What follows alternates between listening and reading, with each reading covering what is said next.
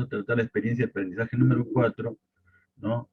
Sobre la que consiste en reflexionamos sobre el bicentenario para asumir compromisos en la reconstrucción de un país mejor. ¿Ya?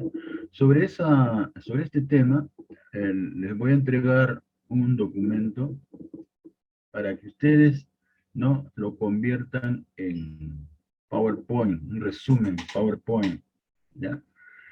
Durante esta hora que nos tienen de preferencia, lo hacen pues, ¿no? 20 o 30 minutos, 40 máximo, y luego pasamos al tema, ¿no?, de la currícula, que es la Primera Guerra Mundial, ya un acontecimiento que, como se llama, el mundo vivió, ¿no?, en los primeros años del siglo XX. Ya, ese es el tema. Por lo demás, siempre las evidencias son los cuestionarios o las preguntas abiertas que dejo y los orales, o sea, su participación de ustedes, ¿ya?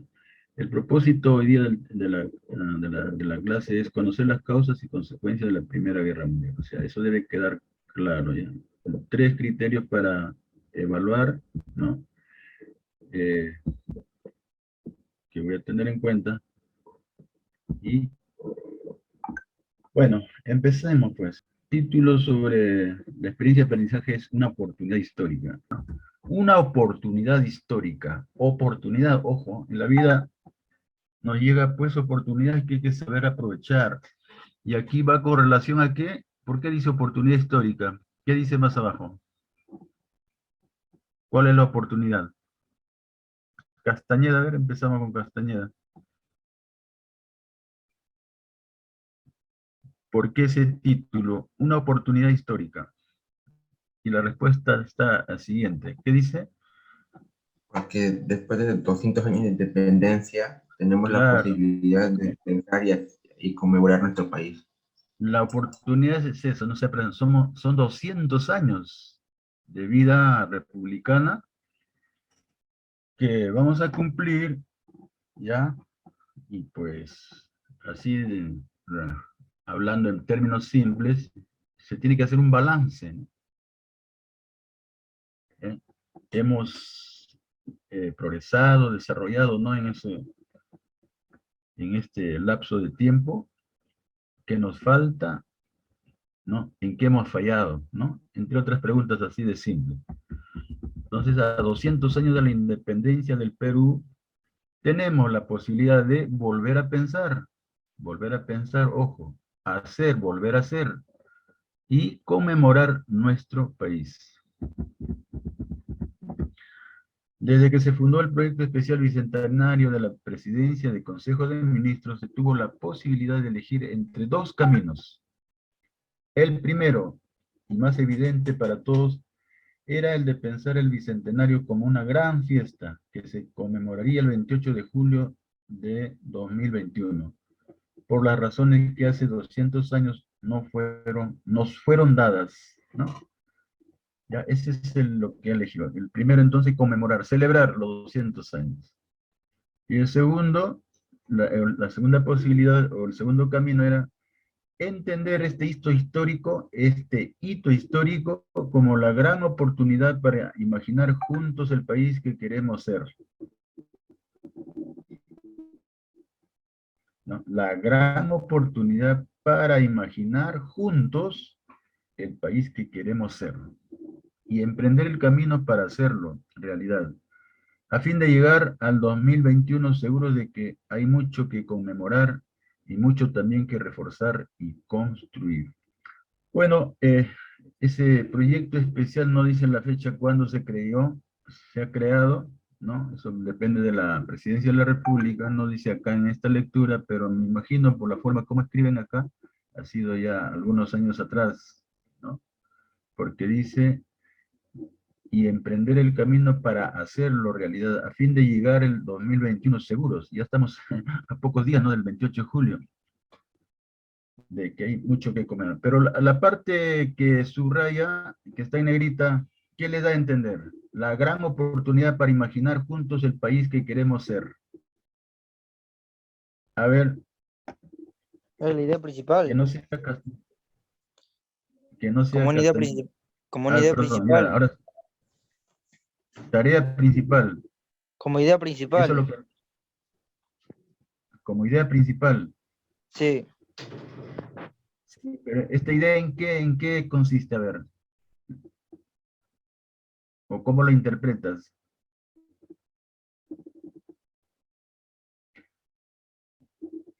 La gran oportunidad para imaginar juntos el país que queremos ser. Cuando dice el país que queremos ser, ¿por qué lo dice así? Porque quiere mejorar, ¿cómo se llama?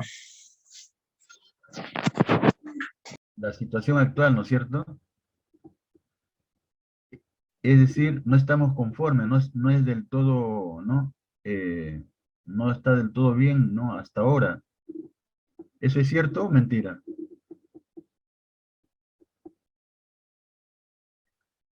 Cierto. Cierto, Cierto, pues, ¿no? claro. Claro, hay que entenderlo así. Yo quiero que de ustedes salga la respuesta, la gran oportunidad para imaginar juntos el país que queremos ser, queremos. Cuando dice queremos, es que no lo estamos. Y emprender el camino para hacerlo realidad, ¿ya?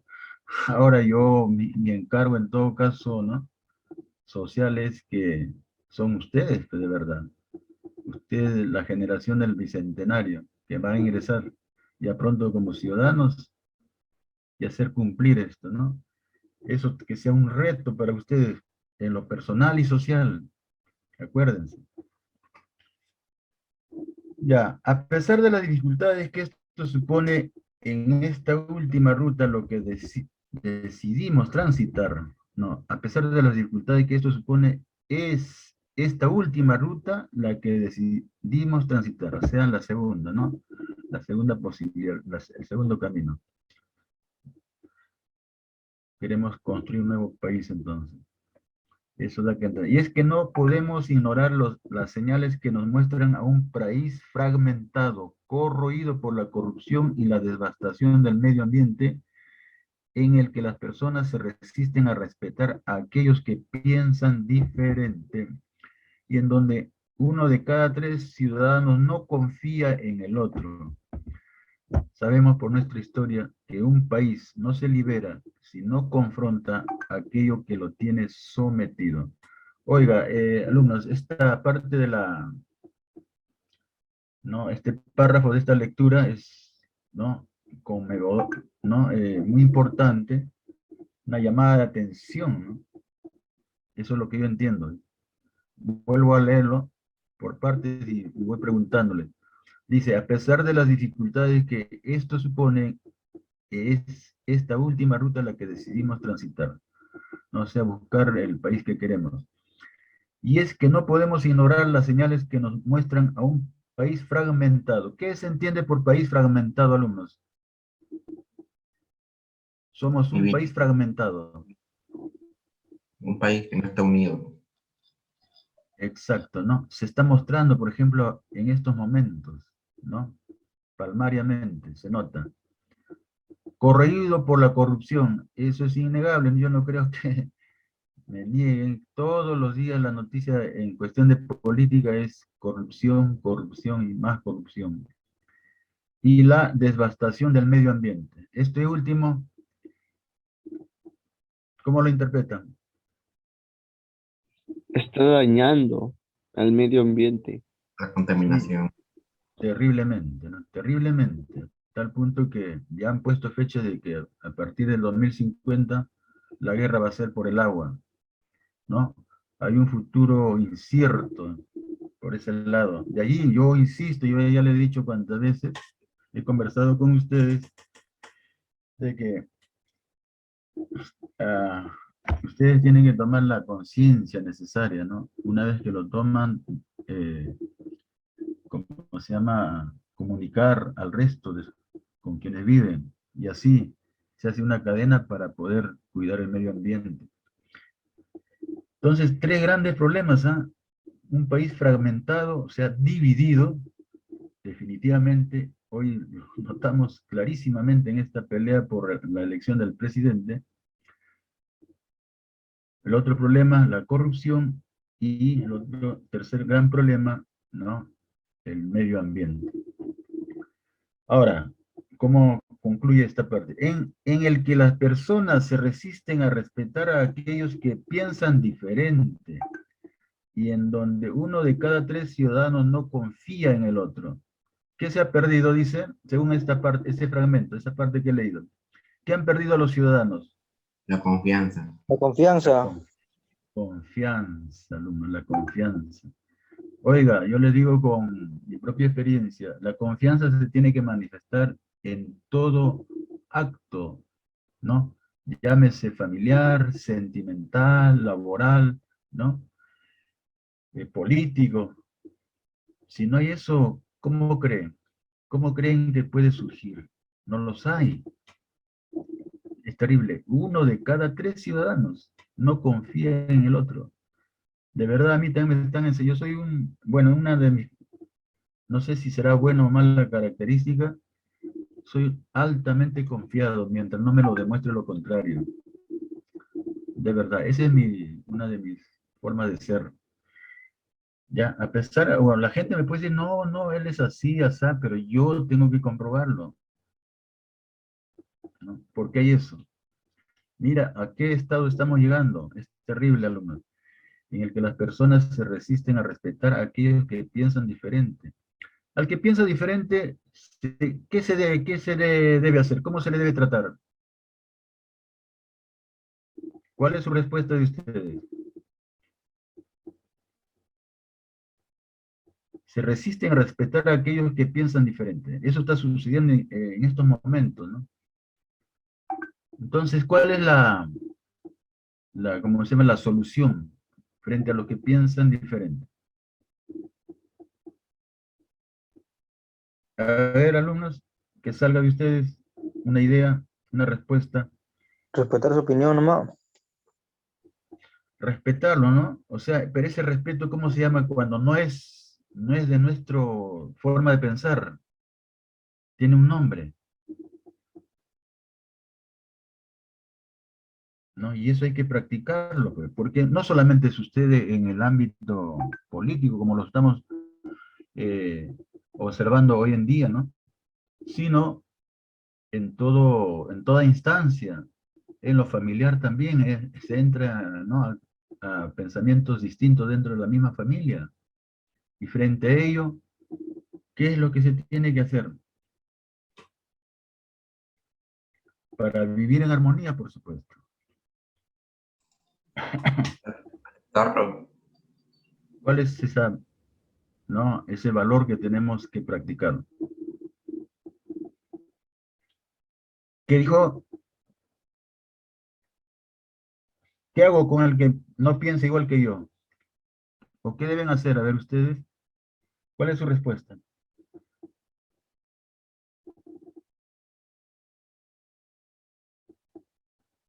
¿Mm? ¿Lo van a pegar? Respetar lo que dice nomás, profesor. Ya, ese respeto se traduce en en la palabra o en el valor de la tolerancia. Acuérdense, ser tolerantes, ¿ya? No llegar pues a lo extremo o a la violencia, ¿no? Eso no va a solucionar, ¿ya?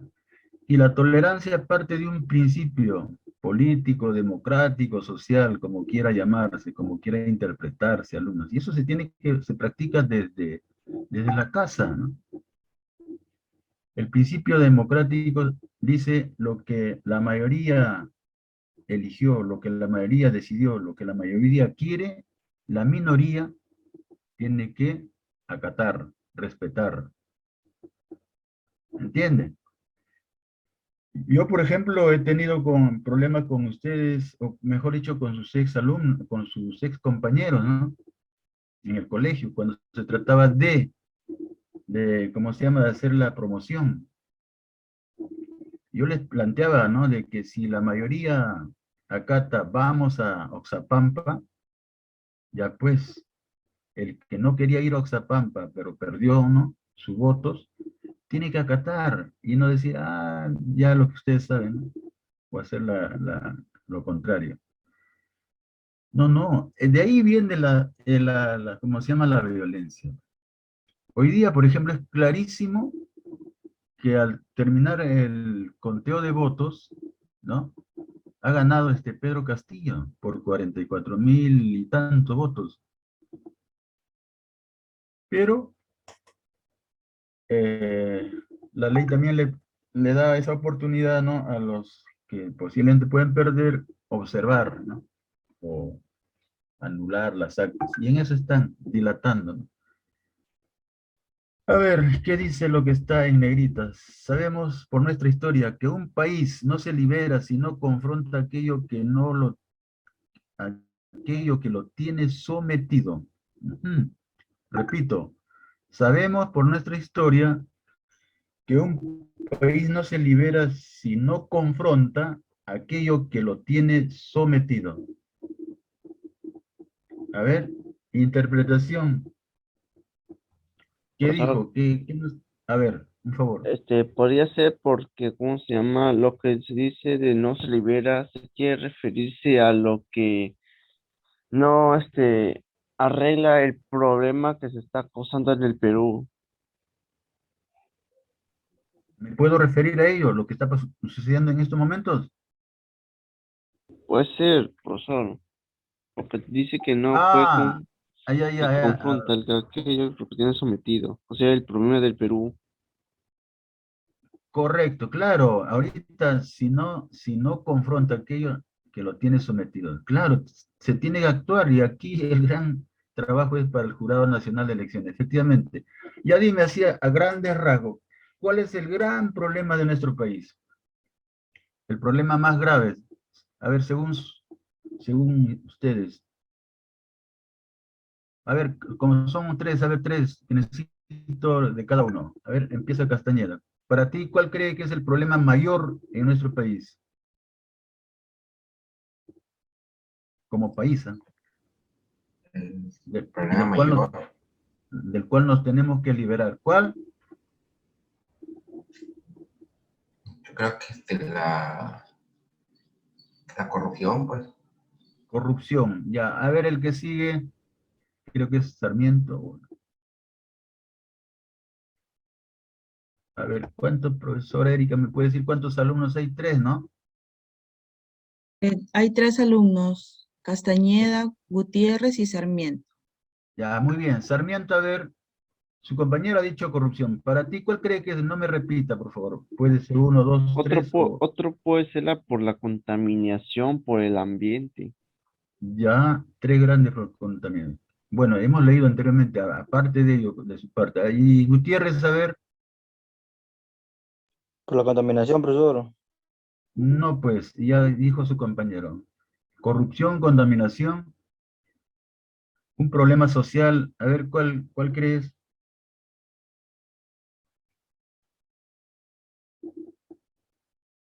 Y tenemos que liberarnos de eso. Eso es lo que está recalcando en esta lectura. La ¿Cuál es democracia. ese? La democracia. Bien, no sé. Muy bien. De los tres que me han mencionado, me quedo con el último. Honestamente, en nuestro país no se practica la democracia, ¿ya? No se practica la democracia. La democracia solamente es para un grupito pequeño de peruanos, ¿ya? Si existiera la democracia, no hubiese pobreza, no hubiese injusticias. O en todo caso serían pues casos aislados, ¿no? Unos cuantitos, porque quieras o no, al ser humano se le escapa por más leyes que haya. Revisen ustedes las leyes en la historia y nunca, ¿no?, se ha cumplido o nunca es capaz, ni las mismas leyes religiosas, tampoco. Yo soy un amante de la democracia, sí. Si se respeta tal como dice, con ese principio que les he leído, que les he dicho, cuál es respetar lo que dice la mayoría, lo que quiere la mayoría, entonces no va a haber problema. Muy bien, me ha corregido porque yo dentro de la democracia está pues la pobreza. Para mí era la pobreza, pero al analizar en estos momentos, cuando me hizo su compañero, es la falta de democracia, pues, ¿no? Si hay democracia, se arregla, alumnos, se arreglan las cosas, ¿no? Democracia es, por ejemplo, yo le pongo un ejemplo en términos de educación, ¿cómo es posible, no? Y eso lo escuché ahora en estas elecciones, ¿no? Del comentario de muchas personalidades, ¿cómo es posible que de manera general los alumnos de la ciudad tengan la gran oportunidad de estudiar y, y quienes viven en la punta del cerro, en la selva aislada, no los tienen? Están marginados. El Estado no le da la misma oportunidad, ¿ah? Empezando nomás por estas vías, ¿no? Y mucho peor todavía, cuanto más pobres, menos oportunidades tienen. Eso no es democracia. Entonces, analizando esto, que un país no se libera, sino confronta aquello que lo tiene sometido. Nuestra democracia es pobre, ¿no? Pobrísimo. No ha surtido. Le estoy diciendo que eso se practica desde la casa. En la casa lo que el consejo familiar, o sea, la reunión de los padres con los hijos, dicen, vamos a hacer esto, reparten los roles y lo cumplen todos, muy bien, muy bien. Pero no, pues, a mí me consta, yo no estoy hablando sobre cosas, cuántas promociones son como 30, ¿no? Que promociones que he tenido acá en el CNI. Lo mismo problema de siempre, el alumno que no cumple, a pesar que sus padres le han dicho. Eso no es democracia. Bien, les he explayado un poco sobre este tema. A ver, el tiempo, la hora, 9:05. Y ahora termina 9:45. Yo no sé, yo pensaba dejarlo. Ya en esta senda al Bicentenario la construimos cada día, por ejemplo, a través de los diálogos que entablamos con los jóvenes, quienes con frustración, pero también con esperanza nos expresan cómo es ese país en el que anhelan vivir. Sí, eso se nota. Yo pasé por la edad de ustedes, sí, pensando, ¿no? Mejorar, pero las circunstancias, el contexto no te ayuda, no te ayuda, pues, de verdad. Estando en la universidad, inclusive en las huelgas, ¿no? La lucha que hacíamos, ¿por qué? Y siguen ahora, antes era mucho mayor, ¿no? De los universitarios, ahora no. Ahora desde que entró Fujimori, lo han cambiado la ley y las personas están mucho más sometidas. Pero eso no va a durar tampoco, bueno. Jóvenes con frustración, ¿no? Jóvenes quienes con frustración, pero también con esperanza. La esperanza no se debe perder, pues. Nos expresan cómo es ese país en el que anhelan vivir. Este trayecto al Bicentenario, una llamada ya. Este trayecto al Bicentenario está hecho de cada oportunidad en la que reunidos alrededor de una mesa de trabajo nos encontramos con líderes, lideresas y autoridades honestas y comprometidas con sacar a sus pueblos adelante. Gracias a ideas innovadoras y cargadas de posibilidades hacia el futuro. Acá hay una foto ¿no? de sus compañeros de Tacna. Bueno, con ellos han hecho un trabajo mayor, me parece, ¿no? En algunos lugares posiblemente. Voluntario y voluntaria del Bicentenario en ferias Bicentenario Tacna. ¿Ve? No ha llegado a todos. Aquí quiero, ¿no? De repente, nuestro cerrado. El camino a la conmemoración de nuestro Bicentenario está lleno de ciudadanos de a pie que, inspirados en Tupac Amaru, Micaela Bastidas, Mariano Melgar o José Olaya, desea un Perú cada vez más libre y unido. A ver, voy a empezar siempre, a ver, con Gutiérrez ahora. Tupac Amaru, ¿cuál es el mérito de Tupac Amaru? ¿Qué sabes tú de Tupac Amaru, Gutiérrez?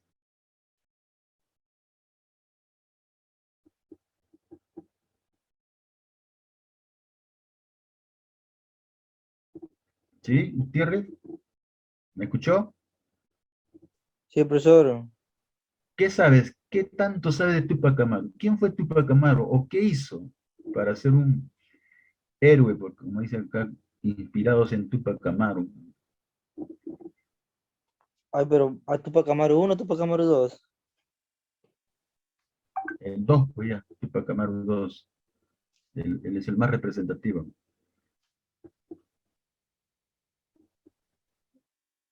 ¿Qué Fue... sabes exactamente?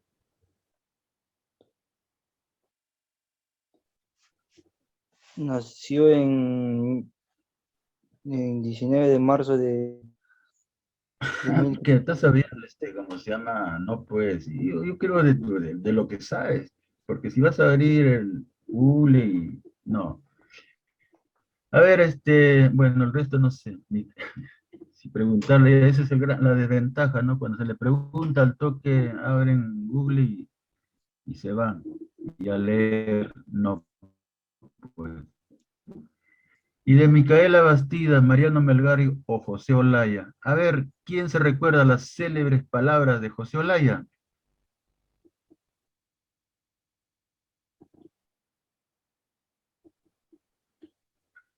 José Tupac Amaru tiene una famosa frase, el papel de Micaela Bastidas, Mariano Melgar, el poeta. de José Olaya. José Olaya, a ver, José Olaya era el nadador, ve, profesor. ¿el qué? El nadador era Claro, ¿de dónde a dónde? Hasta en los chistes, los cómicos lo han sacado, lo han imitado, y ahí queda algo de historia, pues. José Olaya, a Tupac Amaru también, los cómicos ambulantes lo han mencionado. Bueno, mira, alumnos, cuando yo les hago esta pregunta para que vean la calidad, ¿no?, de alumnos, de ciudadanos que tenemos, ¿ya? De repente yo les hablo así porque a mí me ha gustado la historia, por eso soy profesor de historia y filosofía, y me ha quedado definitivamente, ¿no?, de cada uno de ellos su vida, ¿no?, que al final resumen, desean un Perú cada vez más libre y unido. En eso consistió su aspiración, su meta de ellos. Pero como dice arriba hemos leído, ¿no? A través de los diálogos que entablamos con los jóvenes, quienes con frustración, pero también con esperanza. Pero la esperanza se tiene que construir sobre una base. Esa base es el conocimiento. Si no conocemos, ¿de qué podemos esperar, ¿no?, para construir o para ayudar? He ahí, alumno, una reflexión grande, ¿no?, que se tiene que hacer en esta oportunidad que nos ha presentado el Bicentenario. La famosa palabra de José Olaya es más o menos, a ver, dice, si 1000 vidas tuviera, gustoso las daría, ¿no?, por mi patria, ¿no? Así viviera 1000 veces, ¿no? Lo repite, esa acción, ¿no? Él prefirió la muerte antes que delatar quienes le enviaba con la carta, ¿no? Él llevaba la carta de Chorrillos al Callao. Por eso se considera. Tupac Amaru fue el primero en rebelarse contra un español, un corregidor abusivo que lo mató. Lo ayudó su esposa, Micaela Bastidas, ¿no? Y Mariano Melgar también se sumó a la causa, ¿no?, libertadora. Muy joven. Murió en eso, ¿no?, en esa campaña. ¿Ve? Eso es, pues, alumno, la deficiencia que tenemos, ¿no? La esperanza, como le digo, se construye, en estos momentos se me ha ocurrido esa idea en base a los conocimientos que podamos adquirir. Si hay problemas, tenemos que estudiar. Hay un problema grande, gravísimo de nuestro Perú, la democracia, que como ha dicho su compañero, ¿no?, y coincido plenamente ahora, porque de ahí se deriva el resto, ¿no? Desde el punto de vista político, la democracia, ¿no?, no es buena, muy buena en nuestro país.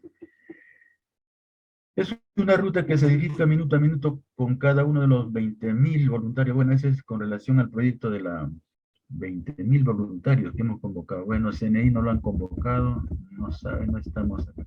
Se construye cada vez que llega alguien con una historia sobre cómo su comunidad formó parte del proceso independentista. Ah, bueno, de Cañete y poco, más es de nuestra vecina provincia, ¿no? La participación, ¿no? De los yavinos en la consecución de la independencia.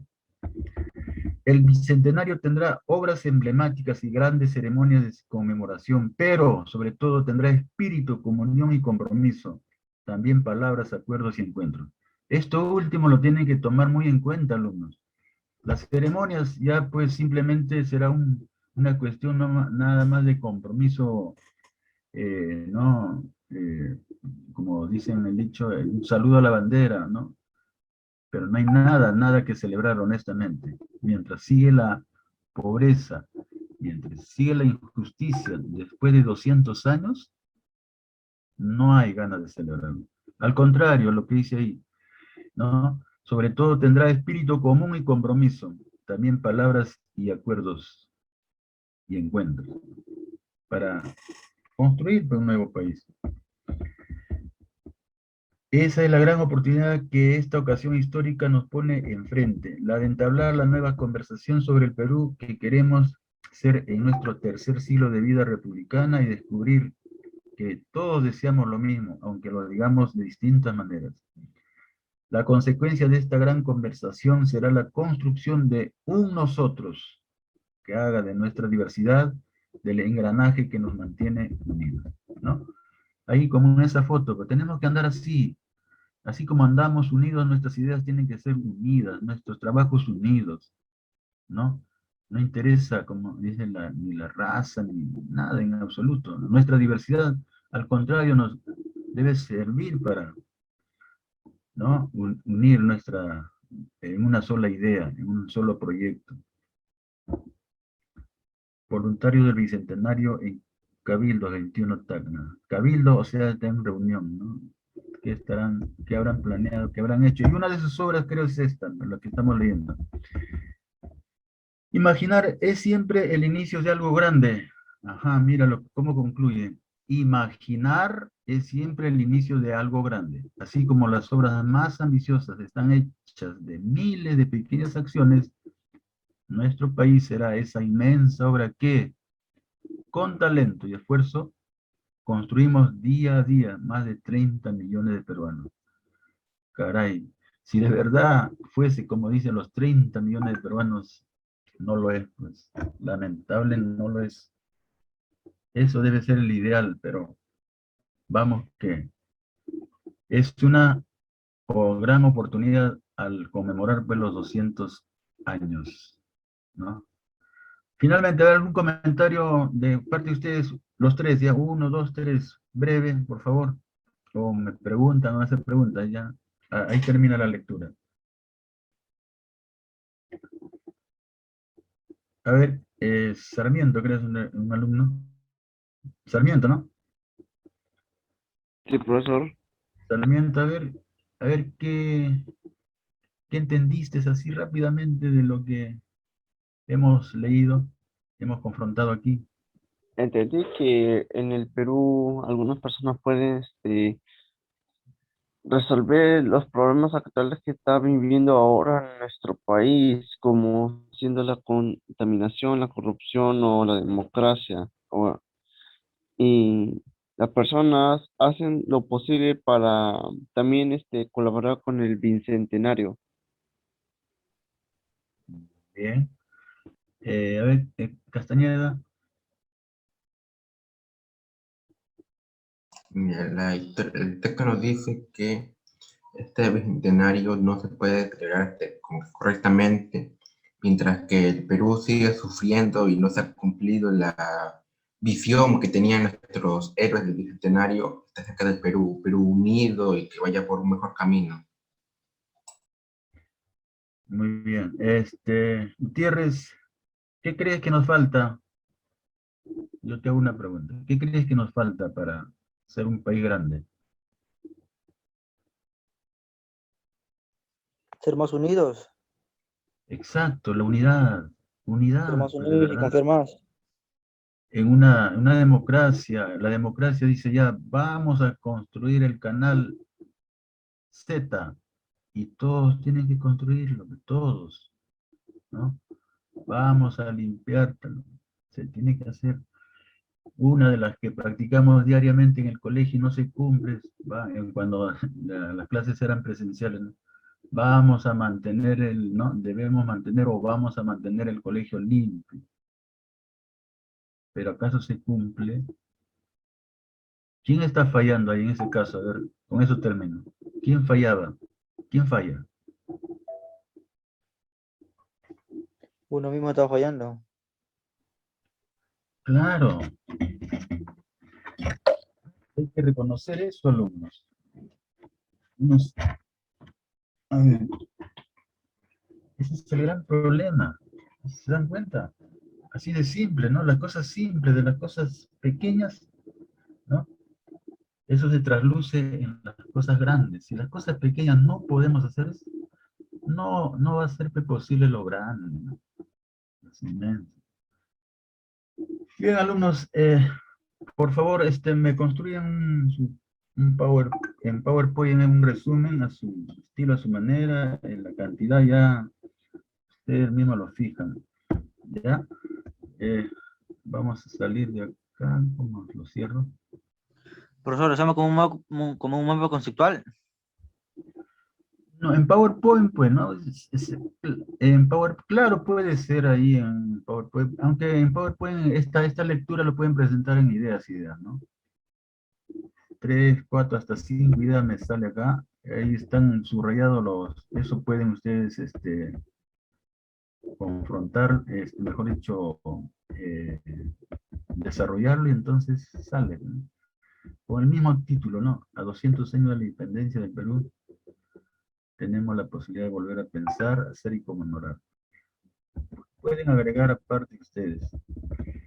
Háganlo tranquilamente sobre tarde. Ahorita vamos a pasar a otro tema, pero ya les he dado la idea qué es lo que tienen que hacer. Van a tener texto, yo lo voy a dejar en el Classroom y en la página de cuarto A. Luego que termine, ¿no? Claro. ¿Ya? Así va a ser. Ese es el compromiso. O sea, una evidencia de ustedes que me van a presentar en PowerPoint esta lectura sobre el Bicentenario. Y así va a seguir durante las 5 semanas, ¿no? Que tenemos sobre el Bicentenario. Lógicamente los temas van a ir cambiando. La Gran Guerra fue una confrontación bélica ocurrida principalmente en Europa entre los años 1914 y 1918. La guerra más sangrienta que había conocido el mundo hasta entonces. Más de 9 millones de combatientes y unos 7 millones de civiles perdieron la vida. Una cifra extraordinariamente elevada comparado con guerras anteriores. Estas cifras son tan elevadas, entre otras cosas, por los avances tecnológicos e industriales de los beligerantes. En la Gran Guerra se vieron involucradas todas las grandes potencias industriales y militares de la época. Antecedentes. De la noche a la mañana, Alemania, que había llegado tarde al reparto colonial, se incorpora al club de las grandes naciones. Su gran ejército había infligido una humillante derrota a la Francia de Napoleón III y el rey de Prusia, Guillermo I, se había proclamado emperador, Kaiser de todos los alemanes. Tras esa guerra franco-prusiana, Francia perdió las regiones de Alsacia y Lorena. Por eso, Francia y el Imperio Británico aparcaron sus diferencias en cuanto el gigante alemán empezó a hacerle sombra formando la Entente Cordial, entendimiento cordial en 1904, que tras la anexión del Imperio ruso pasó a llamarse la Triple Entente. ¿Qué bandos se enfrentaron? Se enfrentaron dos bandos. Por un lado, la Triple Entente que acabamos de mencionar. En el otro bando tenemos a las potencias centrales que surgen de la Triple Alianza formada por el Imperio Alemán, el Imperio Austrohúngaro e Italia. La alianza era una coalición inicialmente integrada por el Imperio Alemán y el Imperio Austrohúngaro por iniciativa del canciller Otto von Bismarck. Estos países acordaron apoyarse en el caso de ser atacados por Francia o por Rusia. Ambas alianzas sufrieron incorporaciones. El Imperio Otomano y el Reino de Bulgaria se unieron a las potencias centrales. Italia se cambia de bando y se une al bando a la postre ganador, el de la Triple Entente. También se les unen el Imperio del Japón y Estados Unidos. ¿Cuál fue el detonante? El imperialismo y colonialismo que venían desarrollando desde hacía décadas las potencias involucradas fue la principal causa subyacente. Pero la chispa que desató el conflicto se encendió el 28 de junio de 1914 en Sarajevo, con el asesinato del archiduque Francisco Fernando de Austria y su esposa. El asesino era un ultranacionalista de origen bosnio. Bosnia había sido anexionada al Imperio Austrohúngaro. Con el asesinato buscaba la unificación de todos los eslavos del sur de Europa bajo otra forma de gobierno, integrándose con el vecino reino de Serbia y librándose de los odiados austríacos. El asesinato desató una crisis diplomática. Austria, Hungría y Alemania exigieron a Serbia la apertura de una investigación y la actuación en territorio serbio. Serbia se negó en rotundo, con el respaldo de la Rusia del zar Nicolás II. Austria-Hungría finalmente declara la guerra a Serbia. Rusia entonces sale en ayuda de Serbia. Más tarde Alemania mueve ficha, invade Luxemburgo y declara la guerra a Rusia y a Francia, e invade Bélgica. Los británicos salen en auxilio de Bélgica y Francia y se movilizan contra Alemania, y así sucesivamente. De pronto, media Europa estaba en guerra contra la otra media. Hoy resultaría impensable la alegría que produjo en Alemania el estallido de la guerra. Los alemanes pensaron en una guerra rápida, derrotar a Francia entrando en París, invadiendo la neutral Bélgica para en pocos meses trasladar toda su maquinaria a Rusia. Pero los franceses resistieron. El avance armamentístico impuso una guerra muy costosa y muy larga que rápidamente se enquistó y se convirtió en una auténtica carnicería. Las líneas de trincheras apenas variaron. En esta guerra aparecieron nuevos cañones, ametralladoras, submarinos, carros de combate, aviones de combate, dirigibles, gases venenosos mortíferos como el gas mostaza. Se combatió en muchos frentes, en los Balcanes, en los Dardanelos, en Oriente Medio, en el Cáucaso, en los Alpes italianos, en África, en Extremo Oriente, en el Pacífico y en el Atlántico, aunque los principales esfuerzos se concentraron en dos frentes, el frente occidental y el frente oriental. La guerra de trincheras, en la cual los ejércitos combatientes se refugian en zanjas cavadas en el suelo, existe a partir de la revolución que supuso el uso de armas de fuego. Este tipo de guerra llega a su punto máximo de brutalidad y mortalidad en el frente occidental en 1916, con las batallas de Verdún y la del río Somme. En el frente oriental pusieron al mando del ejército alemán a una vieja gloria, Paul von Hindenburg. Tras sus victorias, acabaría siendo jefe del Estado Mayor con el general Ludendorff como subordinado. Ambos acabarían creando una dictadura militar, dirigiendo de facto el país, marginando al Kaiser Guillermo II y al propio Parlamento alemán. Los alemanes intentaron aislar a los ingleses con sus submarinos U-Boot. Estos submarinos atacaban una y otra vez los barcos que abastecían la isla. En 1915, los alemanes hunden el RMS Lusitania, un gran transatlántico orgullo del poderío británico. En el hundimiento mueren 128 estadounidenses. Este hecho también cabreó mucho a los yanquis. Aún así, el presidente demócrata Wilson se presentó a la reelección haciendo campaña con el lema «Él nos mantuvo fuera de la guerra» y salió reelegido. Sin embargo, los alemanes seguirían hundiendo barcos mercantes. Además, se interceptó un telegrama del ministro alemán de Asuntos Exteriores, Arthur Zimmermann, dirigido al presidente de México, intentando convencerle de que se posicionase en el conflicto de su lado si los Estados Unidos entraban en la guerra. Y vaya si entraron. Este fue el casus belli que provocó que en 1917 los Estados Unidos le declararan la guerra a los alemanes. Y esto, claro, terminó de desestabilizar la balanza. También ese mismo año en Rusia, las hambrunas, las bajas de la guerra y otros factores desencadenaron el estallido de lo que sería la Revolución Rusa. El zar Nicolás II tuvo que abdicar y los bolcheviques liderados por Lenin tomarían el control. Finalmente, los rusos firmaron el armisticio con los imperios centrales y más tarde, la paz. Los alemanes aprovecharon este pequeño éxito para enviar casi todo su ejército oriental al frente occidental e intentar obtener una victoria rápida antes de la llegada masiva de los estadounidenses. Era su baza definitiva. Pero mal alimentadas y cansadas, las tropas alemanas no pudieron resistir la contraofensiva de Foch y fallan frente al objetivo final, París, quedando a 120 kilómetros de la capital gala. El general Foch comanda sus tropas francesas y estadounidenses hacia la victoria en la segunda batalla del Marne. Los tanques británicos causan graves bajas. Por otro lado, la superioridad aérea de los británicos y sus aliados acaba imponiéndose a la de los alemanes. Los italianos también derrotaron a los austrohúngaros. Ludendorff y Hindenburg son partidarios de la capitulación inmediata, pues creen que el frente se derrumbará en cualquier momento. Tropas estadounidenses de repuesto no paran de desembarcar e incluso Italia se prepara para enviar más refuerzos a Francia. Alemania y las potencias centrales sobre el papel habían perdido la guerra. El presidente norteamericano Wilson proclama que Estados Unidos solo negociará con un gobierno alemán democrático. Después de una revolución obrera en Berlín, el Kaiser abdica y huye a Holanda. Es el fin de los Kaiseres alemanes. Tras el Tratado de Paz de Versalles, Alemania sufrirá humillantes sanciones que avivaron el odio alemán hacia los vencedores. El primer ministro francés había sido el más vehemente, defendiendo con ardor las represalias contra los alemanes. El orden mundial se alteró tras la guerra. 4 imperios se deshicieron: el alemán, el austrohúngaro, el otomano y el imperio ruso de los zares. El deshonroso Tratado de Versalles acabaría propiciando gran resentimiento en Alemania y el ascenso de un joven cabo llamado Adolf que desencadenaría una Segunda Guerra Mundial.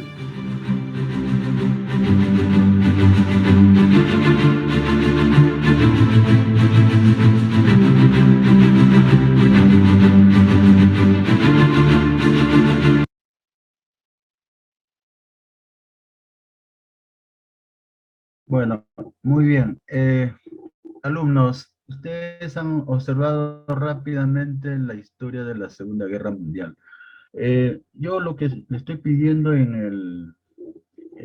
el archivo, ¿no? Que me dejen 2 conclusiones, ¿no? Que sean de su parecer, ¿no? De repente ustedes lo van a volver a ver para hacerlo mejor, o si ya lo entendieron, ¿no? Por ejemplo, ¿no? Eso es lo que pido, ¿no? Sobre este video, ¿no? Actividad número 14 dice, ¿no? Sí. Sí, profesor. Ya, a ver, aquí está todo lo que tienen que hacer. Son 1, 2, 3 evidencias que me tienen. Primero, puedo resumir las ideas del texto sobre el Bicentenario, lo que hemos observado, ¿no? Casi 1 hora. 2, copiar este enlace y observar el video. Ya, bueno, eso es lo que hemos observado. Luego de observar el video, responda, escriba 2 conclusiones, ¿no? Sobre el video. Ya ustedes libremente, ¿no? Sobre lo que aconteció en la Segunda Guerra Mundial. Ahora, luego del texto, de completar el cuadro, luego de leer. Aquí,